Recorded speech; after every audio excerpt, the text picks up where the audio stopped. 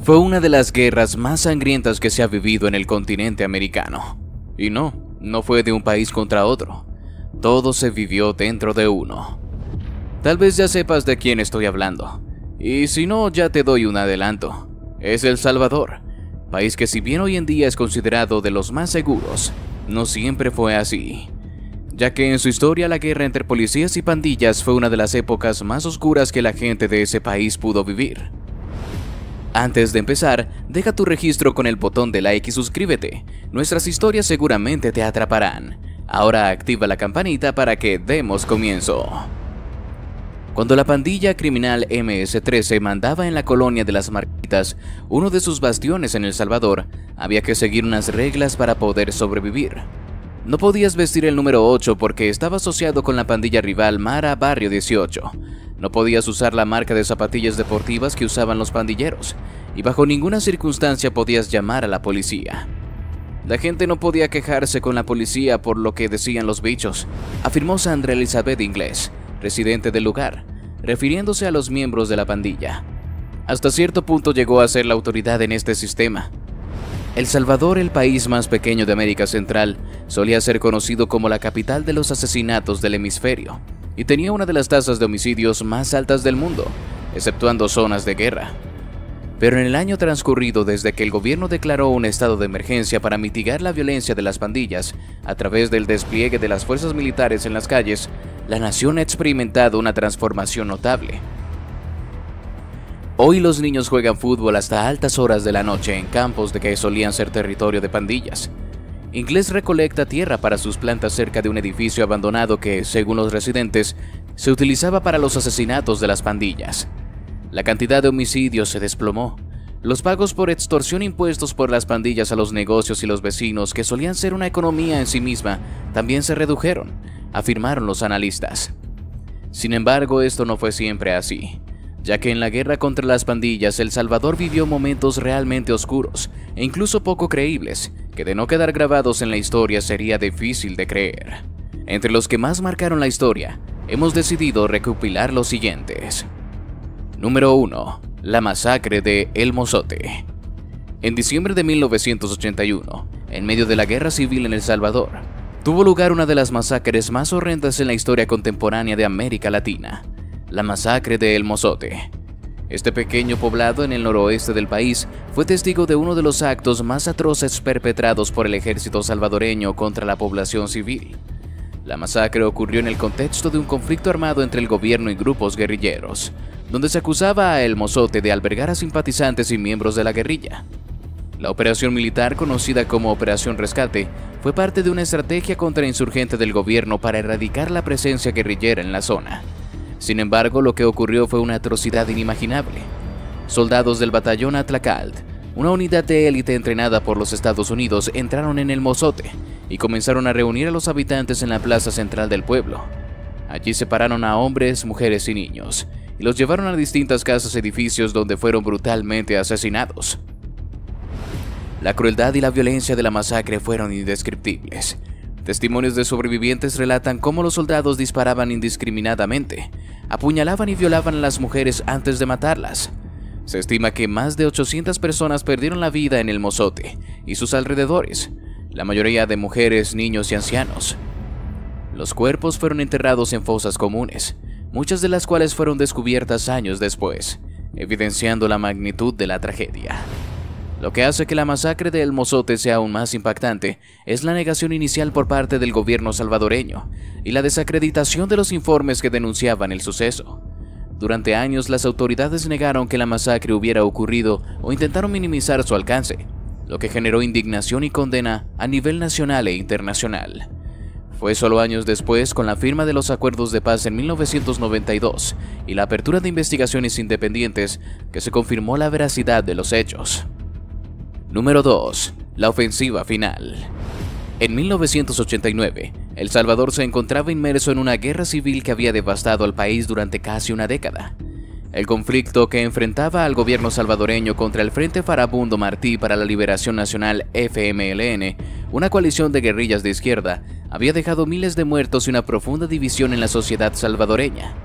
En este contexto, el gobierno lanzó lo que se conoció como la ofensiva final, una operación militar destinada a acabar con la insurgencia guerrillera de una vez por todas.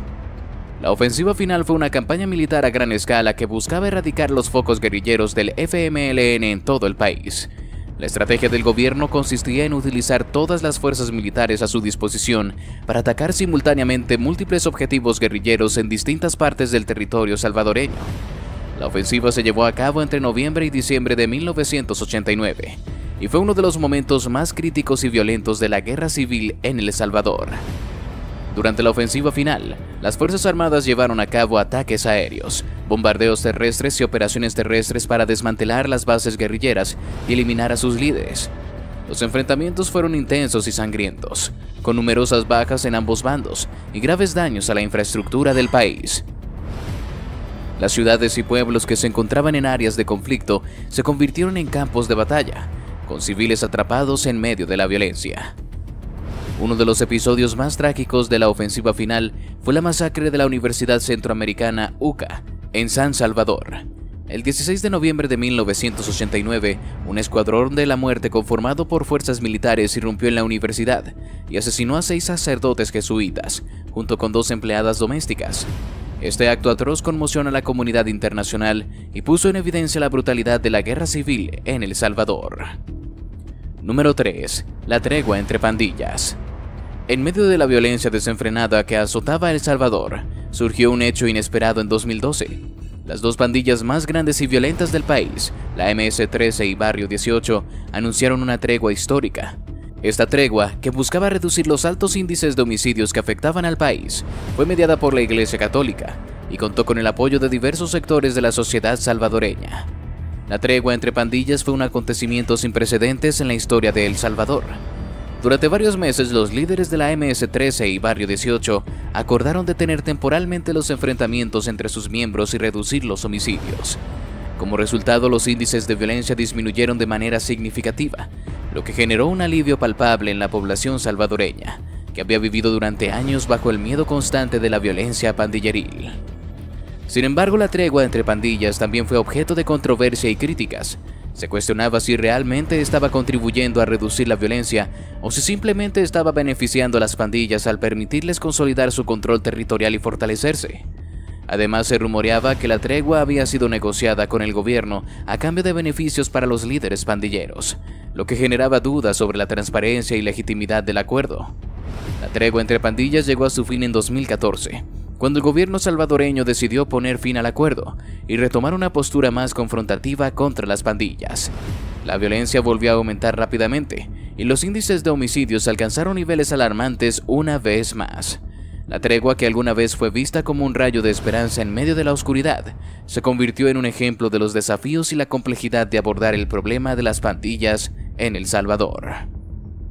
Por cierto, si te está gustando el video, te invitamos a que nos regales tu me gusta y active la campanita de notificaciones para que no te pierdas ninguno de nuestros videos. Continuamos. La Alcatraz de El Salvador, el CECOD, el infierno de los pandilleros.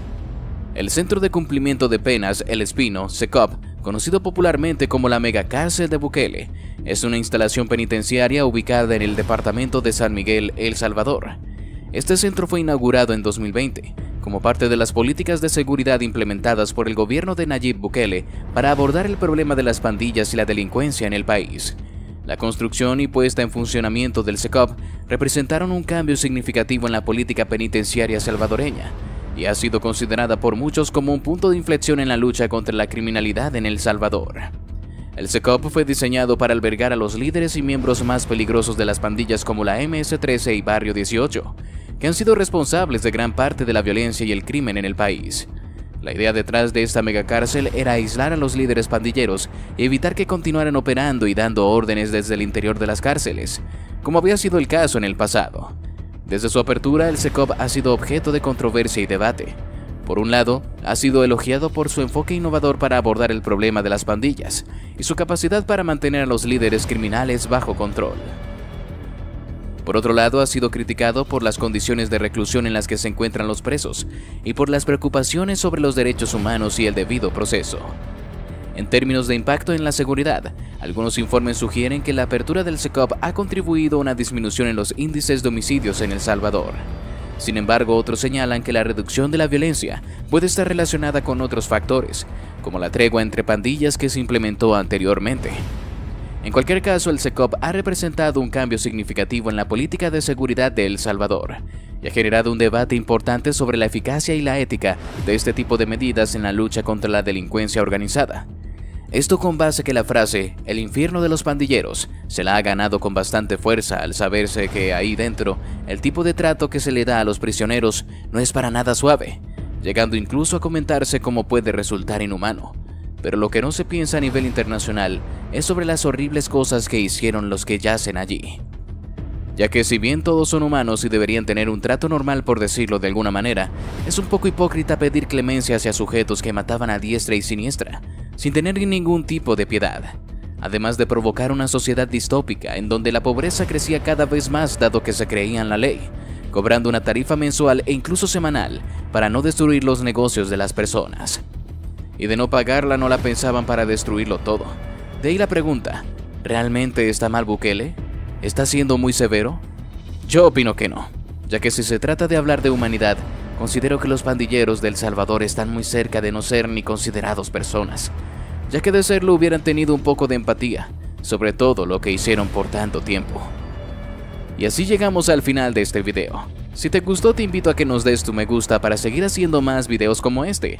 Además de que no olvides suscribirte y activar la campanita para que no te pierdas ninguno de nuestros nuevos videos. Te deseo un gran día.